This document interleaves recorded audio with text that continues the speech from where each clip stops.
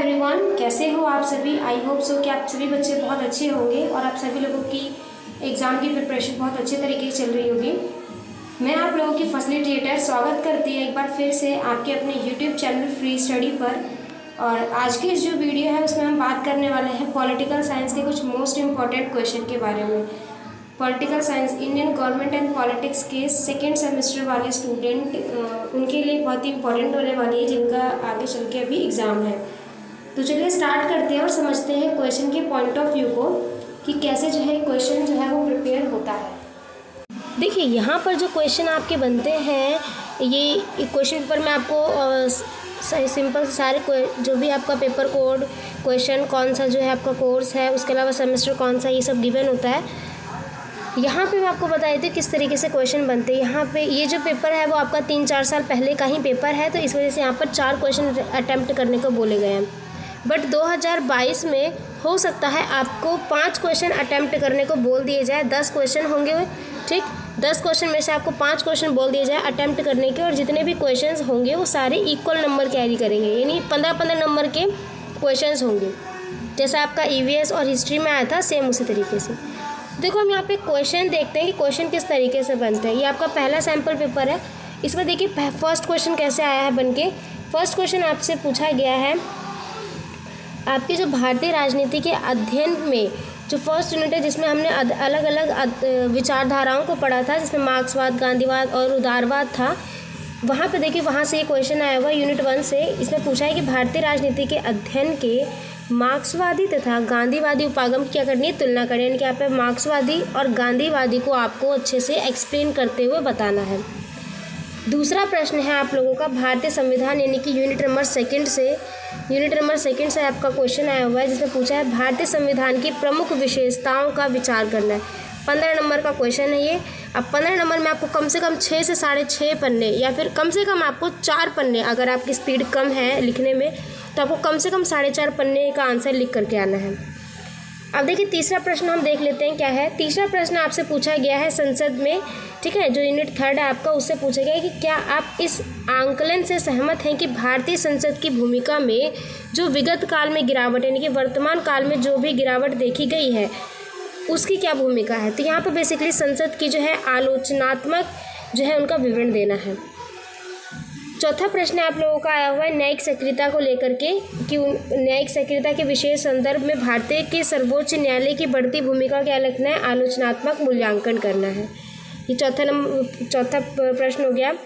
5वां प्रश्न आपसे आया है जाति को लेकर के, कि पिछड़ी जाति की लामबंदी ने भारत की राजनीति को किस प्रकार और किस तरह प्रभावित किया है। छठा प्रश्न फिर से पूछ लिया आपसे कि भारत के संविधान में जो धर्मनिरपेक्षता के सिद्धांत है उसकी विवेचना करनी है और उसकी प्रमुख चुनौतियां क्या है, यानी कि धर्मनिरपेक्षता को लेकर के आलोचना क्या क्या निकाली जाती है। 7वां प्रश्न आपसे आया है जो LPG नीति भारत ने अपनाई थी 1991 में, नई आर्थिक नीति के विभिन्न चरणों का क्या करना है, यहाँ पर उल्लेख करना है और भारत के विकास पर उसका क्या आलोचना मूल्यांकन रहा है। 8वां प्रश्न आपसे जो है पैराग्राफ शॉर्ट आंसर राइटिंग में पूछ लिया है, जिसमें फिर से पूछा आपसे उदारवादी उपागम, फिर पूछा किसान आंदोलन, भारतीय जनता पार्टी BJP और भारत में संसदीय शक्ति संरचना और पितृसत्ता कैसी है। देखिए इस तरीके से कोई भी दो आप एक्सप्लेन करना होता है यहाँ पर। चलिए दूसरा सैम्पल पेपर हम देखते हैं, दूसरे सैम्पल पेपर में भी किस तरीके से क्वेश्चन पूछे। यहाँ पर देखिए पहले प्रश्न में फिर से आप लोगों का यूनिट 1 से आ गया, जिसमें आपसे उदारवाद और मार्क्सवाद को लेकर के पूछ लिया है। दूसरे यूनिट से आपका फिर से संविधान को लेकर के क्वेश्चन आया और इस बार पूछा है कि मौलिक अधिकार और राज्य के नीति निर्देशक सिद्धांत के बीच में क्या डिफरेंस है। तीसरा प्रश्न आपसे गठबंधन सरकार को लेकर के आया है और इस सरकार में प्रधानमंत्री की भूमिका का क्या आलोचना निकल सकती है। चौथा प्रश्न आपसे न्यायिक समीक्षा को लेकर के आया और न्यायिक समीक्षा के कितने चरण हैं ये भी बताना होगा। 5वां प्रश्न आपसे धर्मनिरपेक्षता से जुड़े हुए हैं। छठे प्रश्न में फिर से दलीय व्यवस्था से पूछ लिए गए हैं, भारत में पर्यावरण पतन के कौन कौन से कारण उत्तरदायी है, ये तो आप आराम से कर लोगे। और फिर से 8वां प्रश्न जो है वो शॉर्ट आंसर राइटिंग पे आ गया है, जिसमें इस बार देखिए गांधीवादी उपागम पे पूछ लिया, आर्थिक नीति, नई आर्थिक नीति, LPG के बारे में, फिर उसके बाद भारत में महिला आंदोलन और क्षेत्रीय दलों की भूमिका, यानी गठबंधन वाली सरकार। तो इस तरीके से यहाँ पर आप ये बता देते हो। एक सैम्पल पेपर और यहाँ पर देख लेते हैं हम, ताकि हमें अच्छे से आइडिया हो जाए कि कैसे पेपर जो है बनते हैं। यहाँ पर फिर से पूछ लिया आपसे उदारवाद और मार्क्सवाद की उपागम की तुलना और उसमें अंतर बताना है। दूसरे यूनिट से फिर से संविधान की प्रस्तावना को लेकर के आया है और इसमें विशेषता क्या है, यानी कि बेसिकली संविधान की विशेषता आपको बतानी है। तीसरे प्रश्न बोला है हाल के समय में जो प्रधानमंत्री के पद और उसकी जो भूमिका बदल रही है उसका विवरण देना है। चौथे प्रश्न में आपसे पूछा है कि जाति आधारित राजनीति की वृद्धि का क्या प्रशिक्षण है, यानी कि इससे आप क्या समझते हो। पांचवा प्रश्न पूछा है कि भारत में जो वोट बैंक की राजनीति ने सांप्रदायिकता को बढ़ावा दिया है। ये जो कथन बोला गया था, पहले तो भूमिका बता देना, ये कथन किसके द्वारा बोला गया था और इस कथन से अगर आप सहमत हैं तो कैसे, फिर इसको आपको अच्छे से एक्सप्लेन करके लिखना होगा। छठा प्रश्न पूछा है कि 1991 में जो विकास की रणनीति की रूपरेखा थी वो बताओ, यानी कि जो नई आर्थिक नीति थी वो बतानी है भारत की। फिर यहाँ पर महिला आंदोलन को लेकर के प्रश्न आ गया है। आठवां प्रश्न फिर से वही शॉर्ट आंसर राइटिंग में है। इसमें पूछ लिया समानता का अधिकार क्या है, क्षेत्रीय दल का उद्भव बताना, न्यायिक सक्रियता और भारत में श्रमिक आंदोलन। एक और प्रश्न देख लेते हैं हम थोड़ा सा यहाँ पे प्रश्न उत्तर।